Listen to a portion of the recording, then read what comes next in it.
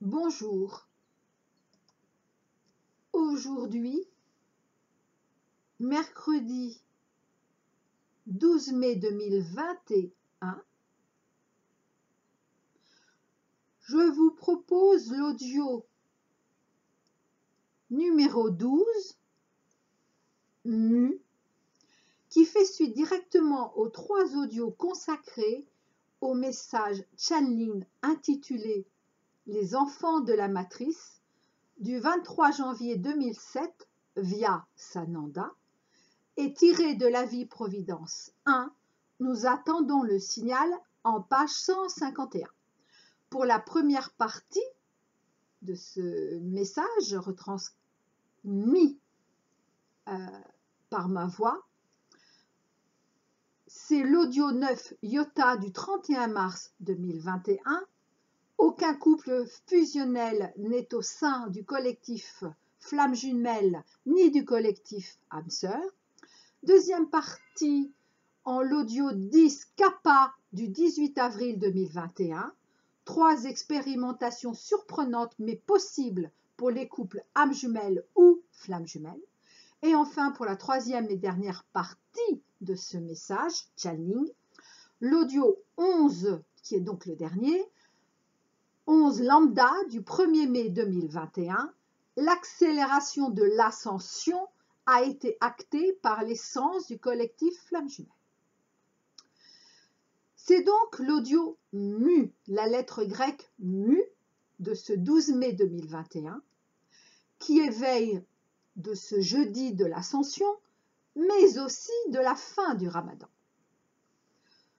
Mais le plus important pour moi, c'est cette lettre MU, universelle, qui accompagne cet audio et qui nous invite à répondre autrement à toutes ces questions fermées n'appelant que le oui ou le non, du style « tu es avec moi ou contre moi », « tu es pour ou contre ».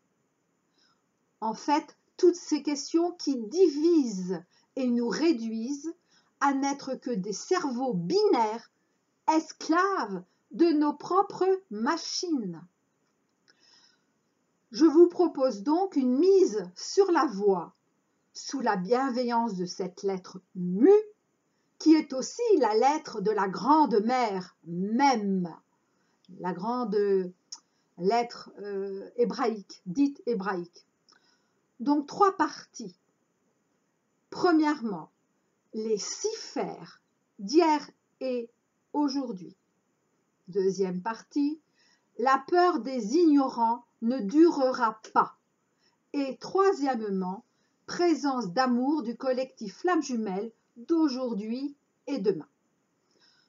Première partie, les 6 fers d'hier et aujourd'hui, qui est illustrée, cette première partie, par de très courts passages de la soutenance du 27 septembre 2018 par le docteur en philosophie Sylvain Portier, intitulé « Matrix, les ignorants sont-ils bénis ?» Texte vers lequel j'ai été menée il y a quelques jours par mes guides, et texte que je ne connaissais pas. Je vais donc vous lire de très courts passages, mais vraiment très courts. Donc je commence. Il est aisé de louer le savoir ça commence bien. Il est aisé de louer le savoir face à l'ignorance, l'ouverture d'esprit face à la bêtise, la recherche de la vérité face à l'illusion et au mensonge. Mais n'est-ce pas là un pieux éloge, une façon confortable de voir le monde et de se protéger de ce que pourrait être une autre vérité? Seuls les ignorants sont bénis.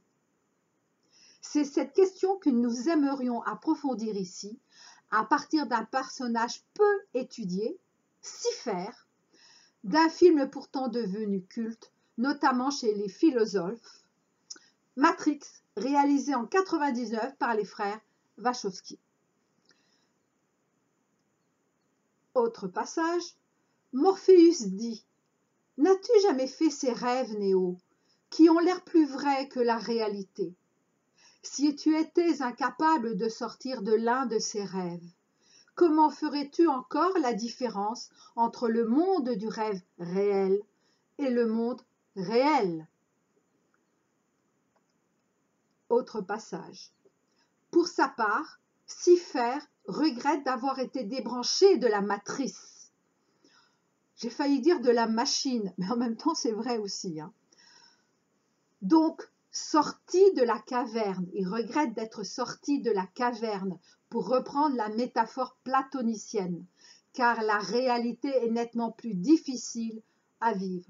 Il est fatigué de lutter, passe ses journées dans un monde sans soleil, dans un vaisseau aux conditions de vie spartiates, tente d'éviter des robots sentinelles dans le monde réel et des programmes que l'on nomme les agents Smith dans le monde virtuel, mange chaque jour un plat qui ressemble à du sarrasin bouilli, boit de l'alcool qui sert aussi à dégraisser les moteurs, ne croit ni aux prophéties ni aux prophètes et travaille en compagnie de Trinity, une jeune femme qu'il désire sans réciprocité, ce qui n'est pas un grand facteur d'épanouissement affectif. C'est pour cela qu'il va trahir son propre groupe. L'agent Smith lui promet en retour de le rendre amnésique et de lui redonner une nouvelle vie, illusoire, mais agréable, emplie de ces plaisirs qui lui manquent tant. Autre passage. Morpheus définit d'ailleurs la matrice comme un monde qui est une prison où il n'y a ni espoir, ni saveur, ni odeur, une prison pour l'esprit. On pourrait toutefois douter ici du bien fondé de l'expression prison, car on ne se sent esclave que de ce que l'on conçoit comme étant une privation de liberté, et nul ne peut se sentir prisonnier d'une prison dont il ignore l'existence. Waouh, important ça. Mais justement, Cypher sait que le monde de la matrice n'est pas réel et veut l'oublier. Mais il n'en a pas la possibilité, la liberté. Aussi demande-t-il librement aux Smiths de le rendre esclave, mais désormais heureux. S'il parvient à être réintroduit dans la matrice, il sera certes plus aliéné qu'avant, mais il n'en aura plus conscience. Autre passage. Il n'est pas heureux dans le monde réel. Il veut le devenir dans un monde illusoire, faisant ainsi l'éloge de l'ignorance et du mensonge sur la vérité. Oui, faisant ainsi l'éloge de l'ignorance et donc l'éloge du mensonge sur la vérité.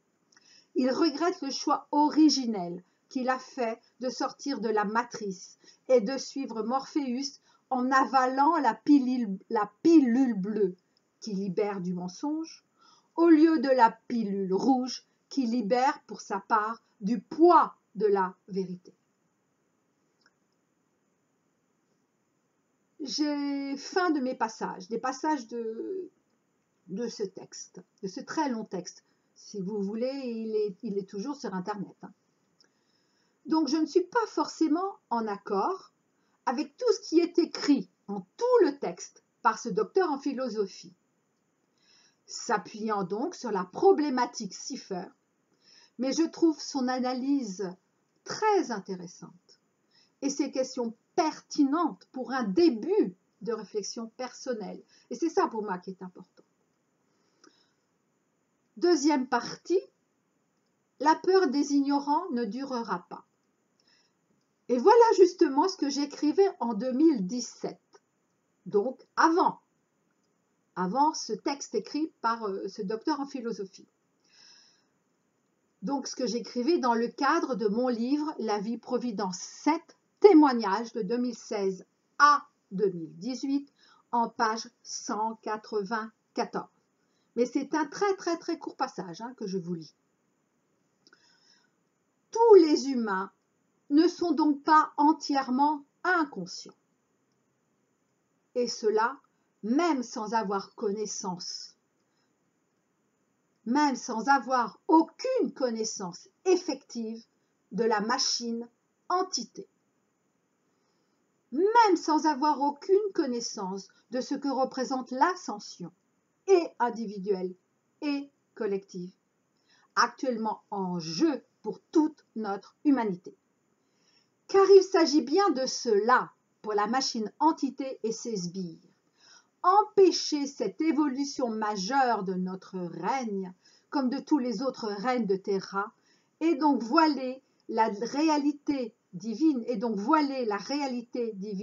de tout leur mieux possible légal, ou, s'il le faut, à rendre légal.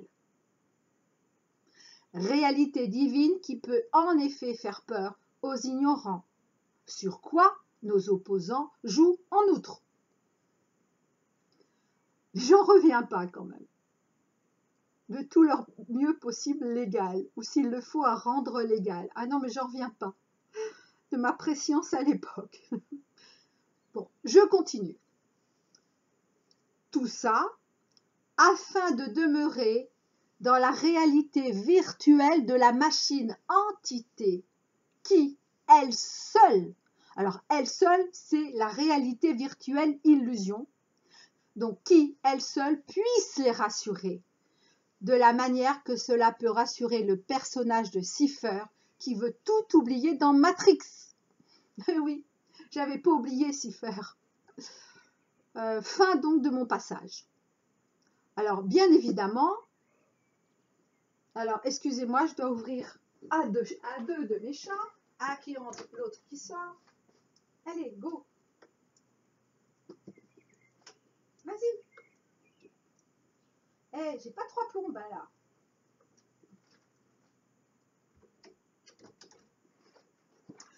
Donc, je reprends. Oui, donc je parlais des plus hauts placés. Oui, alors bien évidemment, les plus hauts placés. Dans le cadre du sombre triangle de nos opposants, sont persuadés d'être capables de contrôler la machine entité. Oui, ils sont capables de contrôler la machine entité, croient-ils. Et quand je parle de la machine entité, c'est Indco, parce que je ne peux pas tout dire non plus. Et ils croient même, ah oui, ça je trouve que c'est le pompon, ils croient même être immunisés, j'arrive même pas à dire le mot, de tous les chemtrails. HAARP, H-A-A-R-P, est toujours là. Indco, je ne peux pas tout dire. Et ce, grâce à deux catégories d'antidotes. La première, et ils les ont en leur possession, n'en doutez pas. La première concerne le corps physique, en fait, tout le corps physique. Et la seconde concerne tout particulièrement le cerveau limbique. En fait, leur cerveau limbique, pas le nôtre, non, non, non, le leur. Et dans le cerveau limbique, plus particulièrement encore, dans la partie appelée émotionnelle. Pour ce qui concerne les divers groupements de personnes qui composent chaque strate de ce fumeux triangle, j'ai bien dit de ce fumeux triangle, vous pouvez vous rapporter à mon audio 3 Gamma du 24 janvier 2021. Et je vais terminer, parce que vraiment il m'a été demandé de faire court, par la troisième partie qui concerne donc plus précisément tous ceux sur la voie de l'amour véritable et évidemment le collectif Flamme Jumelle. Donc cette troisième partie, je l'ai intitulée « Présence d'amour du collectif Flamme Jumelle d'aujourd'hui et demain ». Alors si je reconnais à la saga Matrix d'avoir posé certaines très bonnes questions, et d'ailleurs personnellement, moi j'adore la science-fiction, mais j'aime la science-fiction ouverte. De toute façon, moi j'aime tout ce qui est ouvert. En tant que digne Verseau, j'aime en premier la liberté. La liberté de penser, évidemment, mais pas que. Donc, ils ont posé de très très bonnes questions. En revanche, je ne suis pas d'accord avec l'ensemble du parti pris, mais là il fallait bien qu'ils prennent un parti, par les réponses apportées en ces films. y compris dans le texte du docteur en philosophie. Et notamment pour ce qui concerne la saga Matrix, avec la conclusion. Mais encore moins d'accord, en tout cas moi, je suis encore moins d'accord avec cette vision de ce que serait ou ne serait pas Dieu. Ah, ça, je me souviens, ça m'avait beaucoup choqué. Mais bon, j'avais accepté, puisque quand on regarde une œuvre ou un film ou qu'on lit quelque chose, eh bien, comment aller au-delà si d'emblée on refuse tout ce qui est montré par les personnes? Et d'ailleurs, m'est-il rappelé, merci les copains, je ne suis pas là pour juger du bien fondé ou non. Non, c'est pas ce que je souhaite faire là. Je souhaite dire que pour moi, ce qui se cache de plus important derrière cet exemple si parlant, c'est pas par Matrix, mais bien sûr là, en l'occurrence par Cypher, en fait par tous les Cyphers, hein, c'est le refus de l'amour véritable. Donc, le refus de l'ascension. Donc, le refus de la révélation de vérité. Alors oui, une fois que nous avons ouvert les yeux sur notre réalité, certes actuelle, mais cette réalité existe déjà depuis quelques petites centaines d'années, pour ne parler que de notre époque plus récente. Le constat n'est guère réjouissant, dans tous les domaines, hein. Mais c'est en apparence, dans l'apparence, dans cette illusion que nous vivons tous, au sein de la matrice. Hein, rappelez-vous, nous sommes tous enfants de la matrice, enfin de l'ancienne matrice, même si nous sommes déjà plusieurs à nous en, on va dire, à en sortir ou à en être sortis. Mais espérer nous guérir nous-mêmes, comme la planète, sans un diagnostic, est un leurre de plus. D'accord, je vais le dire. Alors, il m'est demandé de faire très très court, pour uniquement vous inviter à votre propre compréhension. Mais si vous saviez, j'aurais tellement de choses à dire. Mais ils ont raison. Quand je dis ils, là, ce sont les êtres de lumière. J'outrepasserai mon rôle. C'est pourquoi je vais seulement dire qu'au contraire, la conclusion de notre ancien monde, la conclusion, la fin si vous préférez, ne pourra être que magnifique, mais certes, avec une période encore bien délicate, de plus en plus délicate. Alors ça, ne vous faites pas d'illusions là-dessus, hein. Et ce, jusqu'à réabsorption de l'ombre, de toutes les ombres, par la lumière. Alors, que vient de faire dans tout ça le collectif Flammes Jumelles? Et tous ceux sur la voie de l'amour véritable, évidemment, que je n'oublie pas. Eh bien, justement, ils sont là. Nous sommes là pour précisément cet instant majeur du passage de l'ancien monde gouverné par les égaux au nouveau monde au service de nos cœurs. Le collectif Flammes Jumelles, pour ne parler que de lui, est, je le redis, je l'ai déjà dit à plusieurs reprises, est fer de lance de l'ascension en cours. La seule responsabilité, si nous en avons vraiment une, à part celle d'être nous-mêmes, hein, combien de fois j'ai demandé à Dieu lorsque j'étais Chanel et que j'ai demandé ensuite quel est mon rôle, ma mission, et il m'a toujours été répondu, mais il ne t'est rien demandé de plus que d'être toi-même. C'est tout. Donc, je redis que la seule responsabilité que nous aurions, et d'avoir porté jusqu'en ce monde de basse énergie, c'est-à-dire donc notre troisième dimension actuelle, d'avoir porté jusqu'en ce monde l'amour. Ce que j'appelle déjà depuis un petit moment l'amour véritable. Alors qu'en réalité, et j'espère et je pense que vous le saviez, c'est un pléonasme. Mais il y a eu tellement de leurres, de mensonges, donc de faux amours, qu'on est comme obligé de dire vrai amour. Un comble, non, quand on y pense. Mais quand on y pense, hein, c'est vraiment un comble. Hein.